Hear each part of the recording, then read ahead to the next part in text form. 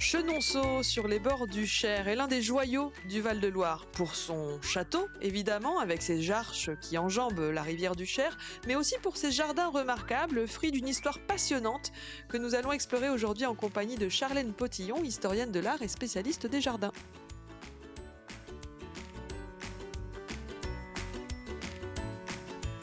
À deux pas de chez vous, une émission présentée par Émilie Mendoza. Un podcast ici en région. Charlène Potillon, bonjour. Bonjour Émilie. Nous penchons avec vous, spécialistes des jardins, sur l'un des plus beaux jardins, je devrais dire sur certains des plus beaux jardins, mais trop pluriel, il y en a plusieurs, Oui. au château de Chenonceau, qu'on appelle souvent le château des Dames. Alors, est-ce que l'histoire des jardins de Chenonceau évolue en parallèle de l'histoire du monument lui-même, du château? Oui, vous l'avez dit, on est dans le château des Dames et effectivement, les propriétaires successifs vont aménager différents jardins. Le premier, effectivement, c'est Diane. Donc Diane de Poitiers, c'est Henri II qui a offert à sa favorite par lettre royale le château en 1547 et elle fait établir à partir de 1551 un jardin en terrasse sur la rive droite du Cher, à l'est du château, le fameux jardin de Diane, Qui existe encore aujourd'hui sous ce nom. qui existe encore aujourd'hui sous ce nom. Alors, est-ce qu'il a fallu des travaux pour le créer? Comment ça s'est passé, la mise en place de ce premier grand jardin de Chenonceau? Oui, des travaux, effectivement, il y en a eu. La tradition veut que c'est l'architecte Philibert Delorme, dont la présence est attestée à Chenonceau en 1556, qui est l'auteur du dessin du jardin. Et il va y avoir des plantations qui vont être effectuées, donc des fleurs comme des violettes, des aubépines, des genévriers, des rosiers, des arbres comme des saules, des fruitiers, donc pommiers, abricotiers, cerisiers, pruniers, pêchers, des légumes. Alors, des légumes artichauts, concombres, melons, poireaux, oignons, choux, pois, fraisiers, groseilliers et des mûriers blancs pour l'élevage des vers à soie. Verre à soie? Oui, alors on en reparlera dans un autre podcast, mais c'est le propriétaire du château de la Bourdesière qui a fourni ces fameux arbres, puisqu'à l'époque, et déjà depuis plusieurs années, le roi Louis XI a choisi Tours comme capitale de la soie en 1470. Donc on cultive la soie dans les alentours pour, Tout à fait. pouvoir ensuite la tisser. Grosse production de verre à soie à Chenonceau, c'est pour de l'agrément finalement ou c'est vraiment, à but, de tissage, Il a fait planter des mûriers blancs donc destinés à l'élevage du ver à soie et parmi ceux-là, il en a transféré 150 à Chenonceau. Ah quand même. Donc on a quand même une belle, Oui. une belle variété. Ça, c'est l'époque de Diane de Poitiers, la première des dames, qui va faire qu'on parlera de château des dames, à propos de Chenonceau. La suivante, très grande dame de l'histoire de France aussi, Oui, Catherine de Médicis. Alors quel impact elle va avoir sur, reine les de jardins? France, oui. Alors, on est passé donc de Diane de Poitiers à Catherine de Médicis. À la mort d'Henri II en 1559, Catherine de Médicis échange son château de Chaumont contre celui de Chenonceau. Je pense que ces deux châteaux sont connus dans l'histoire de France pour ce fameux échange entre les deux dames. Et l'intelligence de Catherine de Médicis, ça a été à ce moment-là de ne pas détruire le jardin qu'a réalisé Diane, mais plutôt de créer un autre jardin sur la rive opposée. Donc en fait, elle pense le jardin comme un théâtre fantastique où vont se dérouler des fêtes royales et les jardins déjà présents donc vont être embellis par des colonnes, des fontaines, des statues et tout un décor féerique. Et elle fait notamment appel pour cela à l'artiste Bernard Palissy, donc pour décorer un jardin de curiosité où vous trouverez, où il y avait en tout cas visible une volière, une ménagerie, une bergerie, une grotte artificielle, etc. Beaucoup de choses dans ce jardin, créé par, Catherine de Médicis, énormément de choses. On a un peu l'impression qu'elle veut en montrer qu'elle fait mieux que Alors, Diane, c'est la qui reine l'a de France. précédée. Ça veut dire que le jardin, c'est une manière de montrer son pouvoir aussi? Oui, tout à fait. Elle fait appel à des grands artistes, des artistes aussi célèbres comme Jacques-André du Cerceau vont dessiner les projets grandioses voulus par la reine. Le jardin est aussi une manière de montrer son pouvoir, sa richesse, puisqu'à l'époque il y avait aussi donc on a parlé d'une orangerie, un oranger, plusieurs bacs d'orangers en pot donc étaient stockés dans une orangerie qui existait à ce moment-là. C'est un signe de richesse, c'est un fruit qui est exotique, plutôt rare. Donc effectivement, c'est le jardin est aussi un prétexte à ça. Catherine de Médicis a aussi organisé, quelques grande fête dans le château. Mmh. Les jardins jouaient un rôle dans tout ça? Bien sûr, c'est un avant-goût, de ce qu'il est possible et puis, il était, je pense, on peut, sans peine imaginer, les personnes de la cour, la reine, les personnes, de la royauté déambuler dans les jardins. Vous avez un décor fantastique qui est là, autant ne pas s'en priver. Vous aviez, un portique, vous aviez vraiment tout un décor qui était fait comme un théâtre, comme une mise en scène théâtrale.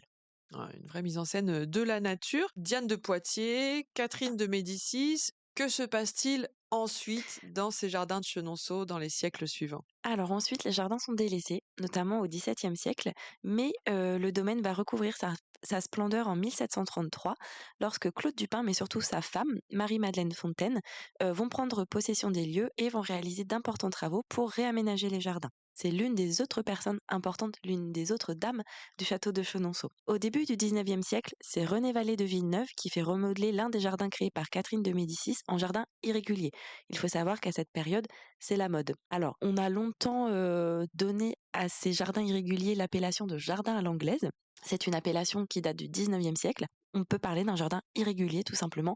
Vous n'allez pas avoir un tracé aux lignes droites, vous allez plutôt avoir une promenade autour d'allées sinueuses, de chemins qui contournent des arbres, etc. Quand je parle d'un jardin irrégulier, c'est ce à quoi il faut penser, ce qu'il faut imaginer. Les jardins à la française, par opposition, c'est celui que vous évoquiez, la Tout à fait, géométrie, tout à fait. c'est au cordeau. C'est ça, une appellation qui est aussi du 19e siècle. Donc on parle de jardin régulier et de jardin irrégulier. Les deux, effectivement, n'ont pas les mêmes dessins ni le même tracé. Vous avez la rigueur, la géométrie, des parterres symétriques dans un jardin régulier, alors qu'un jardin irrégulier, vous allez avoir plutôt un vallonnement, une nature primitive idéalisée, des petits vallonnements, une sinuosité des chemins.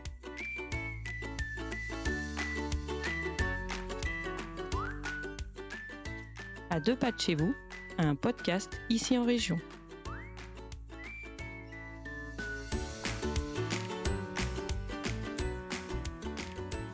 Aujourd'hui encore, on retrouve ces 2 types de jardins à Chenonceau. Comment ça se répartit, quand on visite, le parc et les jardins? Lesquels sont, à la française, je mets des Mmh. guillemets, et à l'anglaise? Alors, quand vous arrivez à Chenonceau, déjà, vous avez une très grande séquence d'accès. Séquence d'accès, c'est une très grande allée d'arrivée qui se déroule vraiment jusqu'au château. Donc ça, déjà, c'est aussi pour impressionner le visiteur à l'époque. Vous allez avoir le jardin de Diane, le jardin de Catherine, qui sont tous les deux des jardins réguliers. Ce que vous avez mis les guillemets donc à la française, ce sont des jardins donc géométriques avec des tracés voilà aux lignes droites, un bassin central. Par exemple, le jardin de Diane, typiquement dans la tradition française, vous allez avoir un chemin qui fait donc en terrasse qui fait le tour de ce jardin. C'est la meilleure façon de voir les jardins à cette période. Le fait d'être surélevé comme ça un petit peu en hauteur, ça permet d'embrasser d'un seul coup d'œil le jardin que vous avez sous vos yeux. Donc vous avez ce jardin régulier et vous avez un jardin irrégulier, donc le jardin vert. C'est ce fameux René Vallée de Villeneuve qui, au début du 19e siècle, l'aménage et va présenter une collection d'arbres remarquables en bosquet ou en isolé. Donc vous allez pouvoir trouver des cèdres bleus et des cèdres du Liban, des sapins d'Espagne et de Douglas, des catalpas, séquoias, robiniers, magnolias, etc., etc. On faisait venir des arbres, des essences, lointaines quand on créait, ce genre de jardin? Alors, au 19e siècle, c'est la mode, effectivement. On découvre de nouvelles essences. Donc là encore, c'est un signe de richesse de pouvoir réussir à acclimater un arbre dit exotique dans un jardin. Et puis c'est aussi un goût pour la nature, l'acclimatation qu'on voilà, on est à la mode à ce moment-là. Si aujourd'hui, être à la mode, c'était planter des arbres, ça se saurait, Oui. comme quoi à chaque époque, c'est mode. Il y a un dernier jardin qu'on n'a pas encore évoqué, c'est le jardin, alors je vais essayer de bien prononcer, Russell Page. Oui, alors, le jardin Russell Page, c'est un hommage croisé donc à cet architecte, paysagiste qu'est Russell Page et à François-Xavier Lalanne, donc l'artiste qui a créé les sculptures animalières visibles dans ce jardin. Donc, il a été inauguré en 2018. Il est inspiré des dessins de Russell Page qu'il a réalisés dans les années 1950. Donc, c'est Laure Meunier, la conservatrice du château de Chenonceau, qui a retrouvé dans ses archives familiales des planches et des croquis de jardin originaux. Donc, ce jardin, en fait, s'organise en forme géométrique. On parle d'un jardin régulier, autour d'un îlot central orné d'un bassin circulaire où s'élève un vieux saule pleureur. Il est desservi par des chemins de briques et les abords des murs sont plantés de mixed border. Mix border. Je vous ai vu, Alors, oui, je vous il ai faut vu nous arriver. traduire ça. Il faut nous traduire ça, Charlène Potillon. Alors, un mix border, c'est la jardinière anglaise Gertrude Jekyll qui va les remettre à l'honneur et qui va participer à leur diffusion. Un mix border, donc c'est une bordure mélangée, colorée. C'est un art savant. C'est vraiment comme un art pictural. C'est la manière de projeter donc sur un étalement sur une longue bordure, donc une longue plate-bande, le fleurissement de plusieurs essences avec des touches colorées qui vont toutes bien ensemble. En général, vous allez avoir beaucoup de couleurs et le gris, les feuillages plutôt gris, plutôt vert argenté, vont servir de liant un petit peu à tout ça. C'est quelque chose qui est vraiment réfléchi. On plante pas comme N'importe ça. comment. Voilà. Voilà, c'est pas du tout le fruit du hasard. C'est vraiment quelque chose qui est réfléchi comme un tableau. Comme un tableau, et on peint avec des fleurs alors Voilà. dans ce jardin Russell Page. Ouais, un endroit que j'aime bien et qui est toujours sympa à visiter avec les enfants, c'est l'endroit où on trouve le labyrinthe. Mhm. C'est un classique de l'époque de la création de Chenonceau, le fait de mettre un labyrinthe. Alors, les labyrinthes, effectivement, ce sont des aménagements qui ont une notoriété à la Renaissance. Donc, je pense que c'est pour ça que le clin d'œil a été fait à Chenonceau. Je ne sais pas s'il était à cet endroit-là, à cette période, Ah, il aurait pu mais être déplacé. Mhm. peut-être. Vous savez D'accord. qu'un jardin, quand on ne s'en occupe pas au bout de 10 ans, il disparaît assez facilement. Et l'histoire du château de Chenonceau le montre plutôt bien, puisque délaissé, réaménagé, pendant la Seconde Guerre mondiale, les jardins ont été inondés, transformés en champs de pommes de terre. Donc, vous voyez, c'est un éternel recommencement. On parle d'un palimpseste végétal et c'est vraiment ça. Palimpseste, oui, donc on réécrit par-dessus C'est ça. sur le même parchemin, là, sur la même terre finalement, pour Mhm. faire renaître, si on vous suit, hein, les jardins d'origine finalement, en tout cas Oui, d'inspiration originelle, notamment avec Diane de Poitiers, jardin Diane de Poitiers et jardin Catherine de Médicis. Chenonceau, et alors, les gens le savent souvent assez peu, Chenonceau, c'est un château privé qui oui, appartient à la famille Meunier. oui. Quand ont-ils acheté le domaine? Alors, juste avant qu'il n'achète le domaine, en 1888, le Crédit foncier saisit le domaine à Madame Dupin, qui avait voulu réaménager les jardins et s'est endettée jusqu'à ce que la banque saisisse le domaine. Donc, elle a été ruinée par ses lourdes restaurations. Elle le met en vente en 1889. C'est seulement en 1913 que Henri Meunier achète le domaine et le château et les jardins sont ouverts à la visite depuis cette date. Donc, la famille, elle s'emploie aujourd'hui toujours à valoriser et à enrichir le site. Et c'est à eux notamment qu'on doit le fait d'avoir accès, enfin en tout cas misé sur un fleurissement des intérieurs du château Oui, avec Jean-François Boucher, meilleur ouvrier de France en fleuristerie, je crois que c'est comme ça qu'on dit. En tout cas, il est fleuriste, artisan voilà. fleuriste, et c'est lié encore à nos jardins, Oui. le fait de fleurir l'intérieur du château. Oui, parce qu'effectivement, cet artisan fleuriste va trouver sa matière première dans un jardin bouquetier. Bouquetier. Bouquetier. Alors, l'usage de ce jardin, il est dans son appellation, bouquetier, c'est bouquet. Voilà. Donc, il va effectivement prendre sa matière première dans ce jardin pour créer des bouquets. C'était vraiment un jardin spécifique pour ça, qui est dédié à ça, à la création de bouquets. Donc, lui, il puise ses fleurs dans le jardin bouquetier. Et je sais qu'il se promène aussi dans les forêts, dans les alentours, pour cette flore sauvage qui agrémente également ses compositions. Des compositions qui varient évidemment tout au long de l'année et qu'on peut découvrir en visitant ce magnifique château de Chenonceau. Si vous voulez en savoir plus sur le château, ses horaires de visite, ses tarifs, tout est sur le site chenonceau.com. Et si vous souhaitez en savoir plus sur les parcs, jardins et autres arbres remarquables du Val-de-Loire, vous trouverez toutes les informations dans le livre que vous avez écrit, Charlène Potillon, aux éditions Ici en Région, Arbres et jardins d'exception de Touraine, à trouver dans tous les bons kiosques et chez tous les bons libraires. Merci beaucoup Charlène. Merci Émilie.